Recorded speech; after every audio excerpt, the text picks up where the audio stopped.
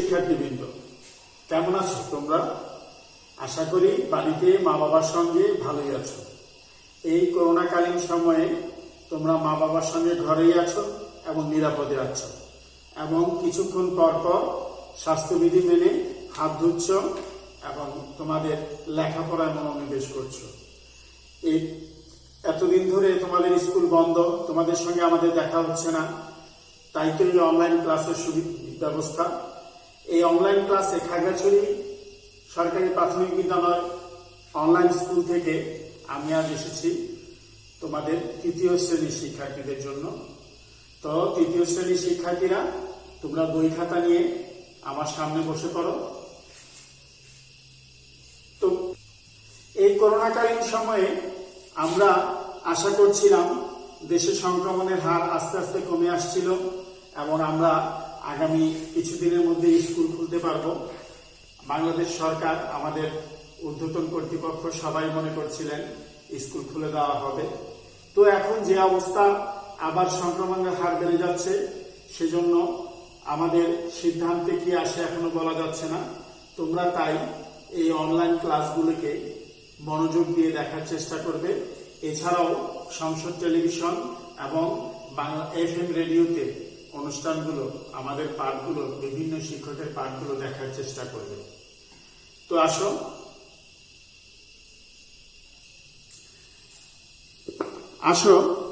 আমরা Khagrachari online primary স্কুলের পক্ষ থেকে তোমাদের সবাইকে জানাচ্ছি শুভেচ্ছা ও স্বাগত।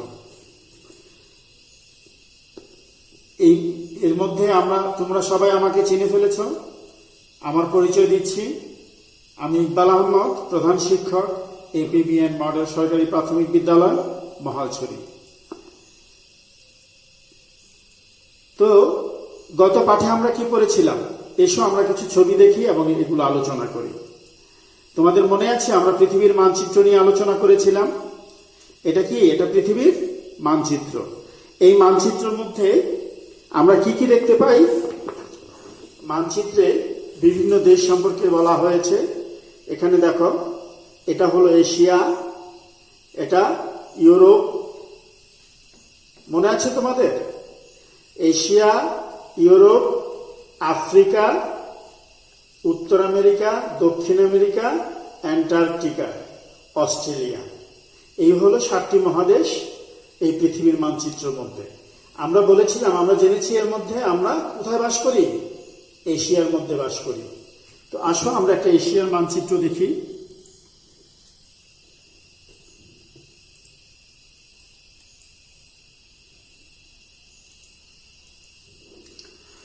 তো এশিয়ার মানচিত্রের মধ্যে দেখো, এশিয়ার বিভিন্ন দেশ সম্পর্কে এখানে দেখানো হয়েছে। এখানে বাংলাদেশ, নেপাল, এই পুরোটা ইন্ডিয়া, ভুটান, পাকিস্তান, আফগানিস্তান, এই যে ছোট্ট করে এখানে, এটা বাংলাদেশ। তো এটা কিসের মানচিত্র? এটা এশিয়ার মানচিত্র। এশিয়ার মানচিত্রের মধ্যে আমরা এশিয়ার বিভিন্ন দেশ সম্পর্কে দেখতে পাচ্ছি।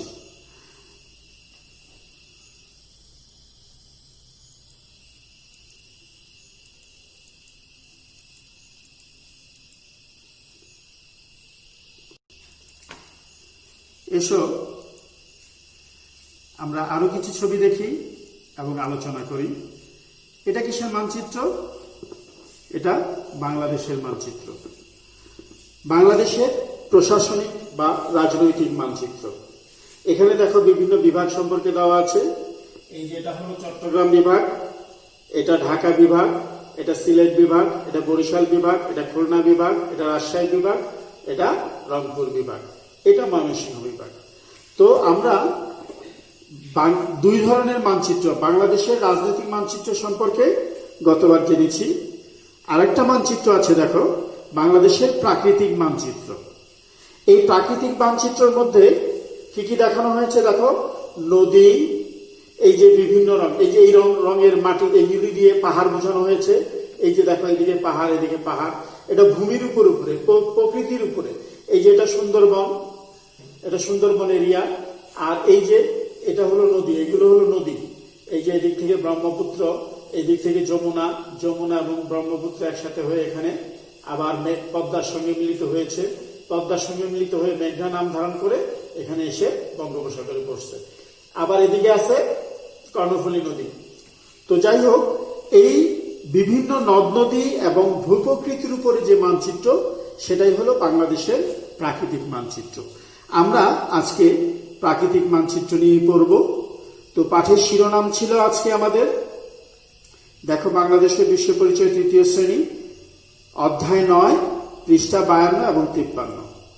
আমাদের পাঠের শিরোনাম আমাদের বাংলাদেশ, আর পাঠ্যাংশ হলো বাংলাদেশের প্রাকৃতিক মানচিত্র। তো আসো আমরা প্রাকৃতিক মানচিত্র কাকে বলে দেখি। প্রাকৃতিক মানচিত্র হলো যে মানচিত্রে পাহাড়, নদী এবং নদ নদী দেখানো হয়, তাকেই প্রাকৃতিক মানচিত্র বলা হয়। একটা প্রাকৃতিক মানচিত্র আমরা দেখি, একটু আগেও দেখেছিলাম এই মানচিত্রটা। এটা বাংলাদেশের প্রাকৃতিক মানচিত্র। এই মানচিত্রের মধ্যে দেখো কি কি দেখানো হয়েছে। এই যে এখানে প্রশস্ত নদীগুলো দেখানো হয়েছে, এই যে এখানে হ্রদ দেখানো হয়েছে, এখানে সুন্দরবন দেখানো হয়েছে, এগুলো পাহাড়, এগুলি পাহাড়, বিভিন্ন রং দিয়ে বিভিন্ন যে ইয়েগুলো দেখানো হয়েছে। তো যে মানচিত্রে পাহাড় এবং নদ নদী দেখানো হয় তাকে আমরা কি বলি? প্রাকৃতিক মানচিত্র। আচ্ছা, এবার আসো আমরা বইটা দেখি, বইতে কি আছে। তোমাদের বইটা খোলো, 53 পৃষ্ঠা খোলো। বাংলাদেশের প্রাকৃতিক মানচিত্র। যে মানচিত্রে পাহাড়, পর্বত, নদ নদী দেখানো হয় তাকে প্রাকৃতিক মানচিত্র বলে। আমরা একটু আগেও স্ক্রিনে দেখেছিলাম প্রাকৃতিক মানচিত্র কাকে বলে। দেখো এখানে কিন্তু ছবিতে একটা প্রাকৃতিক মানচিত্র দেওয়াও আছে। তো আসো আমরা পড়ি আরেকবার। যে মানচিত্রে পাহাড়, পর্বত, নদ নদী দেখানো হয় তাকে প্রাকৃতিক মানচিত্র বলে। বাংলাদেশের আয়তন 1,47,570 বর্গ কিলোমিটার। এর অধিকাংশ স্থানই সমতল। এই যে দেখো এখানে এই মানচিত্রটার মধ্যে এই যে সমতল ভূমিগুলো দেখানো হয়েছে, গাঢ় সবুজ, এই সবুজ অংশগুলো দিয়ে সমতল ভূমি বোঝানো হয়েছে। এগুলি পুরাটা সমতল, এগুলি সমতল। এটা আরেক রঙের, এটা অন্য জিনিস, এটা হলো পাহাড়। তো দেখি আমরা পড়ি। সমতল ভূমিতে গাঢ় সবুজ, সমতল ভূমি গাঢ় সবুজ রং দিয়ে দেখানো হয়েছে। পাহাড়ি এলাকাগুলো নানা রং দিয়ে দেখানো হয়েছে, হালকা সবুজ দিয়ে নিচু পাহাড়। এই যে এখানে এই হালকা সবুজ, এই সবুজগুলি দিয়ে দেখানো হয়েছে নিচু পাহাড়। এখানে এই যে এখানে কিছু অংশ আছে, এখানে কিছু অংশ আছে, এখানেও কিছু অংশ আছে, এই যে এখানেও কিছু অংশ আছে, নিচু পাহাড়। এবং কমলা রং দিয়ে উঁচু পাহাড়ি এলাকা। এই যে দেখো এইদিকে এই অংশটুকু কমলা রং দিয়ে দেখানো হয়েছে বইতে, এটা হলো উঁচু পাহাড়ি এলাকা। এই উঁচু পাহাড়ি এলাকা বোঝানো হয়েছে। তারপরে পাশের মানচিত্র থেকে নিচু পাহাড়ি এলাকাগুলোর নাম পড়ি আমরা। নিচু পাহাড়ি এলাকার নাম কি কি? এই যে এখানে বরেন্দ্রভূমি, মধুপুরগড়, লালমাই পাহাড়। এইদিকে ঢাকার আশেপাশে হলো মধুপুরগড়, আর কুমিল্লার এদিকে হলো লালমাই পাহাড়, আর এদিকে হলো রাজশাহী এবং রংপুর বিভাগের মধ্যে বরেন্দ্রভূমি। ঠিক আছে? এরপরে দেখো খনিজ সম্পদ। আমাদের দেশ খনিজ সম্পদে সমৃদ্ধ। এদের মধ্যে প্রধান খনিজ সম্পদ প্রাকৃতিক গ্যাস। এই গ্যাস জ্বালানি হিসেবে ব্যবহার করা হয়। আরো নানা ধরনের খনিজ সম্পদ আছে। এগুলো হলো কয়লা, চুনাপাথর, চীনামাটি, সিলিকা, কঠিন শিলা ইত্যাদি। তো এই হলো আমাদের পাঠ্য বইয়ের অংশটা। তোমরা নিশ্চয় মনোযোগ দিয়ে লক্ষ্য করেছ।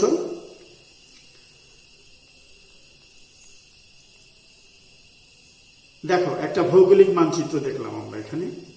ভৌগোলিক মানচিত্র একটু আগে আমরা আমাদের বইতে পড়েছি, তোমাদের নিশ্চয় মনে আছে। সমতল ভূমি গাঢ় সবুজ, তার মানে এখানে সমতল ভূমিগুলি গাঢ় সবুজ। এই যে এখানে এই অংশগুলো সমতল, এই সমতল ভূমিগুলি গাঢ় সবুজ রঙে দেখানো হয়েছে। এই যে দেখো এটা সমতল এলাকা। ঠিক আছে বন্ধুরা? আচ্ছা, এরপরে আবার বইতে আমরা পড়েছি হালকা সবুজ দিয়ে কি দেখানো হয়েছে? নিচু পাহাড়ি এলাকা। এই যে এগুলো হালকা সবুজ, এই অংশটুকু এই অংশটুকু বরেন্দ্রভূমি, মধুপুরগড় এবং এই লালমাই পাহাড়, এইগুলি এলাকাগুলো কি হালকা সবুজ। এটা কি দেখানো হয়েছে কি দিয়ে? নিচু পাহাড়ি এলাকা, হালকা সবুজ দিয়ে দেখানো হয়েছে। এরপর আসো উঁচু পাহাড়ি অঞ্চল কোনটা? এই যে এখানে কমলা রং দিয়ে আমাদেরকে উঁচু পাহাড়ি অঞ্চল দেখানো হয়েছে। কাপ্তাই হ্রদ এলাকা, এই যে দেখো এখানে কাপ্তাই হ্রদের এলাকা, এগুলো কমলা রং দেওয়া, এগুলো হলো উঁচু পাহাড়ি এলাকা। আমরা বইতে পড়েছি কমলা রং দিয়ে যেটা করা আছে এটা উঁচু পাহাড়ি এলাকা। তো ঠিক আছে বন্ধুরা, আমরা বইতে যে মানচিত্রটা দেখেছিলাম সেই মানচিত্র থেকে গাঢ় সবুজ দিয়ে সমতল এলাকা, হালকা সবুজ এই যে বরেন্দ্রভূমি, মধুপুরগড়, লালমাই পাহাড়, এগুলো হলো নিচু পাহাড়ি এলাকা। আর এই যে কাপ্তাই হ্রদের এই আশেপাশে এইটা এবং এই যে সিলেটের কিছু অংশ, এগুলো হলো উঁচু পাহাড়ি এলাকা। তো এই ছিল আমাদের প্রাকৃতিক মানচিত্রের অবস্থা। আচ্ছা, এর পরবর্তী স্লাইডে দেখো আমরা আবার বাংলাদেশের রাজনৈতিক মানচিত্রটা দেখি।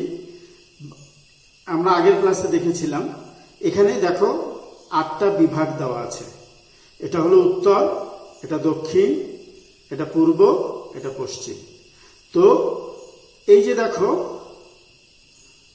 বাংলাদেশের রাজনৈতিক মানচিত্রের মধ্যে আমরা বাংলাদেশের যে 8টা বিভাগ এখানে দেখানো হয়েছে, এই যে চট্টগ্রাম বিভাগ, এই অংশটা মিলে, এই পুরোটা মিলে চট্টগ্রাম বিভাগ।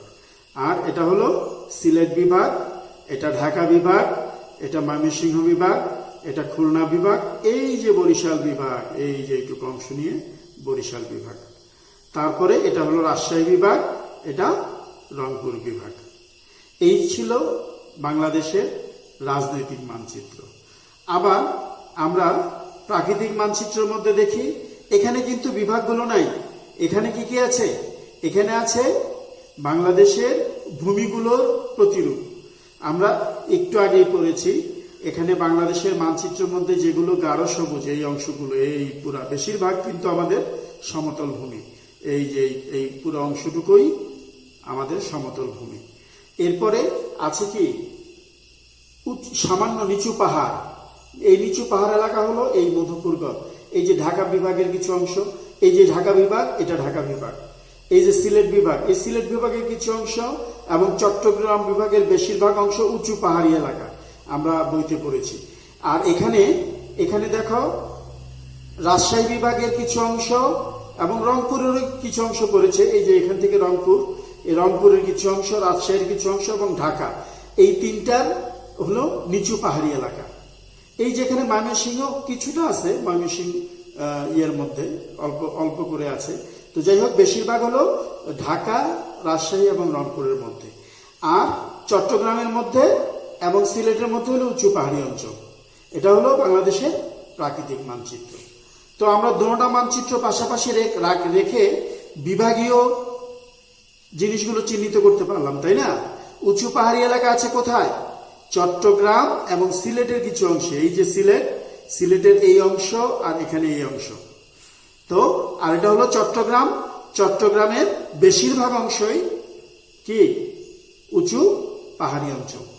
আর নিচু পাহাড়ি অঞ্চল বা নিচু পাহাড়ি এলাকা যেটা, এই যে মধুপুরগড়, এই যে কুমিল্লার পাশে, এটা ঢাকা, এদিকে কুমিল্লা, যদিও এটা মানে ইয়েতে চট্টগ্রাম বিভাগে পড়ছে। এখানের কিছু এলাকা লালমাই পাহাড়, এটা নিচু এলাকা, মধুপুরগড়, বরেন্দ্রভূমি, এগুলো নিচু পাহাড়ি এলাকা। আর বাকি যে গাঢ় সবুজ যে অংশগুলো আছে পুরোটাই সমতল ভূমি। এটাই হলো প্রাকৃতিক মানচিত্রের চিত্র। এরপরে আমরা পরের স্লাইডে আসো দেখি। পরের স্লাইডে আমরা আরেকটা মানচিত্র দেখি, এটাও ভৌগোলিক মানচিত্র, একটু আগে যেটা দেখলাম। এখানে দেখো, এখানে কিন্তু বিভাগগুলো চিহ্নিত নাই। আমরা বের করব কোন বিভাগে কোন অংশগুলো পড়েছে। আমরা বইতে যেমন পড়েছি যে সমতল ভূমি, গাঢ় সবুজ, এই যে গাঢ় সবুজ অংশগুলো সমতল ভূমি। এখন সমতল ভূমি কোন কোন বিভাগে আছে, তারপর হালকা সবুজ যেগুলো সেটা হলো নিচু পাহাড়ি অঞ্চল, আর কমলা রঙের যেগুলো সেটা হলো উঁচু পাহাড়ি অঞ্চল। এখন আমাকে জানতে হবে এটা কোন কোন বিভাগে কোন কোন অংশটুকু পড়েছে। আচ্ছা, আমরা বিভাগগুলো চিহ্নিত করি। এখানে হলো ঢাকা বিভাগ, মনে আছে তোমাদের? দেখো তো, এই যে এটা হলো ঢাকা বিভাগ। এখানে চট্টগ্রাম বিভাগ, এই যে এই অংশটুকু নিয়ে, এখান থেকে এই অংশটুকু নিয়ে, এই যে এইটুকু নিয়ে, এটা নিয়ে, এইটা হলো চট্টগ্রাম বিভাগ। তারপর এদিকে হলো রাজশাহী বিভাগ, এখানে হলো খুলনা বিভাগ, তারপরে এদিকে সিলেট, তারপর এখানে ময়মনসিংহ, এটা রংপুর, আর এটা হলো বরিশাল। এই 8টা বিভাগ। এখন আমরা কিন্তু ঠিকই ধরতে পারছি। এখন আমি তোমাদেরকে কিছু প্রশ্ন করছি, এই প্রশ্নের উত্তরগুলো তোমরা এই স্লাইড থেকে দিতে পারবে আশা করি। দেখো, কোন বিভাগে সবচেয়ে বেশি পাহাড় আছে? দেখো তো, তোমরা একটু খেয়াল করে দেখো কোন বিভাগে সবচেয়ে বেশি পাহাড় আছে। এই যে দেখো, বেশি পাহাড়, আমরা বেশি উঁচু পাহাড় আছে আর কি। আমরা জানি যে এই যে এখানে চট্টগ্রাম বিভাগের প্রায় এইটুকু হলো চট্টগ্রাম বিভাগ। চট্টগ্রাম বিভাগের প্রায় অর্ধেক অংশই কিন্তু পাহাড়। আবার সিলেট বিভাগেরও এই যে এইটুকু হলো সিলেট বিভাগ, এইটুকের সিলেট বিভাগের বেশিরভাগ অংশ, এই যে এদিকেও আছে, এখানেও আছে, এটা হলো উঁচু পাহাড়। তাহলে সবচেয়ে কোন বিভাগে সবচেয়ে বেশি পাহাড় আছে? আমরা সিলেট এবং চট্টগ্রামকে বলতে পারি না? আসো তো দেখি উত্তরটা কি আসছে। হ্যাঁ, চট্টগ্রাম ও সিলেট বিভাগ। এরপরে আরেকটা প্রশ্ন দেখি আমরা, কোন বিভাগে নিচু পাহাড় আছে? নিচু পাহাড়ি এলাকা আমরা দেখেছিলাম এখানে, এই যে অল্প সবুজ মানে হালকা সবুজ দেওয়া যে অংশটুকু, সেই অংশগুলো হলো নিচু পাহাড়। এখানে এটা ঢাকা বিভাগের মধ্যে, দেখো এই যে এই ঢাকা বিভাগের মধ্যে এই নিচু পাহাড়টুকু পড়েছে। এদিকে রাজশাহী বিভাগের মধ্যেও পড়েছে, এই যে বরেন্দ্রভূমির কিছু অংশ আবার রংপুরেও পড়েছে। তাহলে ঢাকা, রাজশাহী, রংপুর, এই 3টা বিভাগ মিলেই নিচু পাহাড়গুলো আছে। আমরা পেয়েছি? দেখি তো উত্তর কি বলে। ঢাকা, রাজশাহী ও রংপুর বিভাগে বেশি নিচু পাহাড় আছে। তো এই যে বাকি সবুজ অংশগুলো সমতল, তাই না? আচ্ছা, আমরা দেখি কোন বিভাগে পাহাড় বা নিচু পাহাড় নেই, মানে বেশি পাহাড়, বড় পাহাড় বা নিচু পাহাড় কোনোটা নেই। কোন জায়গায়? এই যে এখানে ময়মনসিংহে আছে, খুলনা, বরিশাল, বিশেষ করে খুলনা বরিশালের কোনো পাহাড় নেই। খুলনা এবং বরিশাল বিভাগে, এই যে ময়মনসিংহ বিভাগেও কিছু কিছু আছে, রংপুর বিভাগেও আছে, রাজশাহী বিভাগেও আছে, ঢাকা বিভাগেও আছে, সিলেট বিভাগে আছে, চট্টগ্রাম বিভাগে আছে। শুধু খুলনা আর বরিশালে কোনো পাহাড় নাই, পুরোটাই মানে এভারগ্রিন, মানে পুরোটাই শুধু সবুজ, উজ্জ্বল সবুজ, গাঢ় সবুজ। এই দুটার মানে বিভাগের মধ্যে কোনো পাহাড় নাই। দেখো তো উত্তরটা ঠিক আছে কিনা। খুলনা ও বরিশাল বিভাগে কোনো পাহাড় নেই। তো ঠিক আছে বন্ধুরা, তো আশা করি তোমরা এই স্লাইডে যে জিনিসটা দেখাতে চেয়েছি তোমরা বুঝতে পেরেছ। তোমরা পরবর্তী পৃষ্ঠায়, তোমাদের 53 পৃষ্ঠায় দেখো, 53 পৃষ্ঠায় কি আছে? সরি, দুঃখিত, 50 এবং 52 পৃষ্ঠা, হ্যাঁ 53 পৃষ্ঠায় আছে। 50 ও 52 পৃষ্ঠায় বাংলাদেশের দুটি মানচিত্র আছে। মানচিত্র দুটি তুলনা করো এবং শ্রেণীতে আলোচনা করো। আমরা কিন্তু আগের স্লাইডে, এর আগে যে স্লাইডটা দেখিয়েছি তার আগের স্লাইডটাতে দুটো মানচিত্র পাশাপাশি নিয়ে আলোচনা করেছিলাম, তোমাদের মনে আছে? প্রাকৃতিক মানচিত্র এবং রাজনৈতিক মানচিত্র, এই দুটা পাশাপাশি। রাজনৈতিক মানচিত্রের মধ্যে কি কি আছে? বিভাগগুলো চিহ্নিত করা আছে। তারপরে প্রাকৃতিক মানচিত্রের মধ্যে কি আছে? ভূমিগুলো এবং নদ নদীগুলি কি রূপ অবস্থায় আছে সেগুলি দেখানো হয়েছে। পাহাড়ি এলাকা কোনটা, নিচু এলাকা কোনটা, উঁচু পাহাড়ি এলাকা কোনটা, সমতল ভূমি এলাকা কোনটা, এগুলো মানে দেখানো হয়েছে প্রাকৃতিক মানচিত্রে। আর রাজনৈতিক মানচিত্রে দেখানো হয়েছে বিভাগগুলোর পজিশন, কোন বিভাগটা কোন জায়গায় আছে। এরপরে দেখো পাশের মানচিত্রে কমলা রং দিয়ে, এই যে আমরা একটু আগে যে মানচিত্রটা দেখলাম, কমলা রং দিয়ে পাহাড়ি অঞ্চল বোঝানো হয়েছে। কোন বিভাগে সবচেয়ে বেশি পাহাড় আছে? আমি কিন্তু আগের স্লাইডে তোমাদেরকে দেখিয়ে দিয়েছি। তো এটা তোমরা কিন্তু এই প্রশ্নের উত্তরগুলো বাড়ির কাজ হিসাবে লিখে রাখবে, মনে থাকবে। পাশের মানচিত্রে কমলা রং দিয়ে পাহাড়ি অঞ্চল বোঝানো হয়েছে, কোন বিভাগে সবচেয়ে বেশি পাহাড় আছে? তোমাদের পাশের মানচিত্রটার মধ্যে যদিও বিভাগীয় শহরগুলো চিহ্নিত নাই, কিন্তু তোমরা তো মানচিত্র দেখে বিভাগীয় শহরগুলো বুঝতে পারবে। তাহলে ওখান থেকে তোমরা উত্তরগুলো লিখে নিবে, খাতায় লিখে রাখবে। মানচিত্রে হালকা সবুজ রং দিয়ে নিচু পাহাড়ি এলাকা বোঝানো হয়েছে। হ্যাঁ, ওখানে দেখেছো, তোমাদের মনে আছে কিনা, মধুপুরগড়, তারপরে বরেন্দ্র অঞ্চল এবং লালমাই পাহাড় এলাকা, এই এলাকাগুলো গাঢ় এই হালকা সবুজ রং দিয়ে বোঝানো হয়েছে। এই হালকা সবুজ মানে নিচু পাহাড়ি অঞ্চল কোন বিভাগে আছে, কোন বিভাগে নিচু পাহাড় বেশি? আমরা কিন্তু এই প্রশ্নটার উত্তর আলোচনা করেছি আগের স্লাইডে, তোমরা সেখান থেকে মনে করে উত্তরটা লিখে রাখবে। এরপরে দেখো, মানচিত্রে গাঢ় সবুজ রং দিয়ে সমতল ভূমি বোঝানো হয়েছে। কোন বিভাগে কোনো পাহাড় বা নিচু পাহাড় নেই, মানে কোনো উঁচু পাহাড়ও নেই, নিচু পাহাড়ও নেই, মানে সোজা কথা কোনো পাহাড় নেই কোন বিভাগের মধ্যে? আমরা কিন্তু এর আগের স্লাইডে এটা দেখেছি। তো এই প্রশ্ন তিনটির উত্তর তোমাদের খাতায় লিখে রাখবে। এছাড়াও আরেকটা বাড়ির কাজ করবে, এসো লিখি নিচের টেবিলে বাংলাদেশের নিচু পাহাড়ি এলাকাগুলো কোন কোন বিভাগে অবস্থিত। দেখো, এই যে বরেন্দ্রভূমি কোথায় অবস্থিত, এটা মানচিত্রে দেওয়া আছে। বরেন্দ্রভূমি কোন বিভাগে, মধুপুরগড়টা কোন বিভাগে, লালমাই পাহাড়টা কোন বিভাগে? এই দুটো প্রশ্নের উত্তর তোমরা বাসায় করে রাখবে। স্কুল যখন খুলবে তখন তোমরা তোমাদের বাংলাদেশ ও বিশ্ব পরিচয় শিক্ষককে এই জিনিসগুলো দেখাবে। তো ঠিক আছে বন্ধুরা, আজ আর বাড়াবো না, আজ এই পর্যন্তই।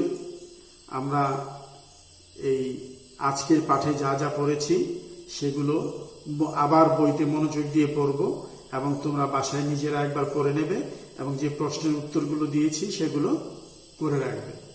তো সবাইকে অনেক অনেক শুভকামনা ও ধন্যবাদ জানিয়ে আজকের ক্লাস এখানে শেষ করছি। খোদা হাফেজ।